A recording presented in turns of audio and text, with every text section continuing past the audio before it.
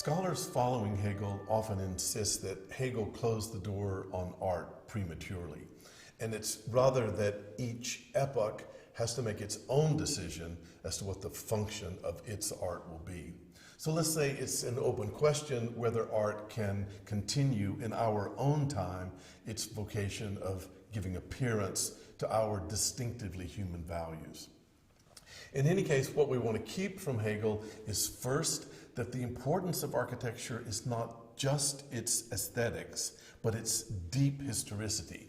By that I mean the felt fact of architecture existing in time as well as in space. And second, is Hegel's placement of architecture at the center of human existence, not as the work of isolated individuals, though he knew there were architects and he knew there were individual builders, but he placed the work of architecture at the center of existence as a work of what he called the spirit, which for us means of the community, of the collective. Now, making much more modest claims, we want to look at the work of a modern architect who shares Hegel's understanding that architecture is one of the fundamental postulates of our existence in the world, of the way we are being in the world,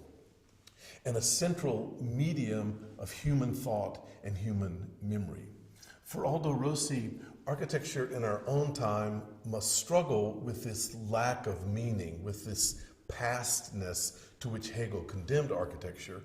But in Rossi's work, there's also the suggestion that the challenge of architecture's origin is not just behind us, that as Hegel insisted, but that architecture is finding its origin again and again, that it has to constantly be reenacted, that it has to constantly be reimagined, and that architecture is constantly beginning again.